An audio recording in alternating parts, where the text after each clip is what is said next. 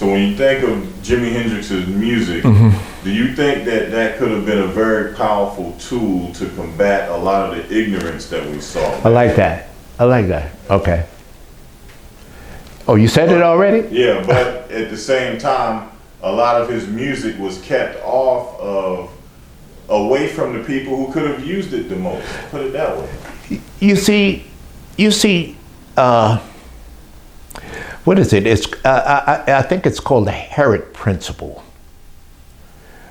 Have you ever heard of the Herod Principle? Sounds familiar. Okay, remember King Herod? Oh, Herod, yes. Yes. In the Bible, they speak of King Herod. He decided to kill all the firstborn just because he knew that there was a Messiah out there. So the whole concept was kill them all, inject them all, vaccinate them all. So that if the Messiah is out there, he's going to get vaccinated too. But that's like Hendrix music. Hendrix music had the ability to raise the messiahs, to raise the minds of man. Everybody wasn't going to be raised, and they knew that his music wasn't going to raise everybody, but they knew that it would raise messiahs. Ultimately, it did. What is the percentage? One never knows. It certainly wasn't as great as we would like because it was never played. But the messiahs heard it, if you understand what I'm saying. The messiahs heard it anyway, in spite of their vaccinations. You understand? To try and vaccinate it from the ears of people. Those that were supposed to hear heard it. It would have been great if more black people heard it, but the black people that needed to hear it heard it. And those that didn't, I guess that's their problem. And I would say it's their problem. I would say that it was their problem, because perhaps even at the time that they may have heard it, they still might not have heard it. They say many are called, but few are chosen. Many can hear, but few can heed. Now, when you talk about, because this is something I've thought about, it seems to be in simple terms to say black people in general just didn't catch on to Hendrix, but when you look back, even from a historian perspective, you see a lot of black people into Hendrix. You talk to black people, they say, yeah, man, I love Hendrix.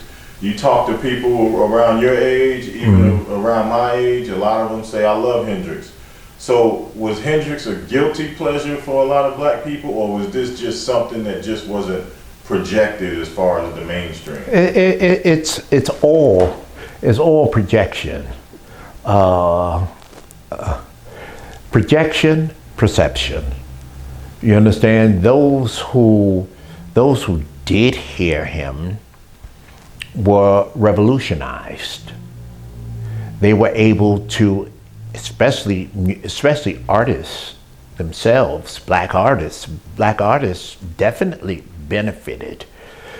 But that word artist is a very deep word, because anybody can recognize and be an artist within themselves. If you're looking to go beyond the norm, then you looked at Hendrix. If you were looking to explore beyond the normal perceptions that you're given, if you're ready for extra sensory perception, if you're ready to go for ESP, if you want to stay with your regular old senses, you understand, the regular old senses, then you had the regular old stuff that was out there. If you wanted that extra sensory perception, you go for Hendrix. You understand? Many of us was able to recognize the extra that he had in his perception, in his music, in his look, in his fashion, in his being. You understand? And those that some people seen it and still couldn't grasp. They could see it, they used terms like eccentric, you understand, and things like that to justify the reality. But But they have their fears, and these fears are put in people. These are mortals. These are mere mortals. Hendrix wasn't immortal. He obviously was immortal. Obviously, we're still talking about him. You ain't gonna be talking about everybody. Ain't enough room out there for them to talk about everybody. You know? Some people, the conversation's gonna be real short about very short. Most people are gonna get short conversations. No substance, no color. You know. Now, as far as your brother, you and your brother, Mm-hmm. who would you say did one of you have a more personal relationship with Hendrix, or was it equal? Or did he look at you guys as the same, or did he see one of you as this and one of you as that? You know, Jimmy was too psychic to look at what is called zygotes, you know, twins, and see them as individuals. He knew that we're one cell, you know, and it was just about helping us to vibrate on that frequency, and he helped us in many ways to vibrate as one, because you can't win unless you won.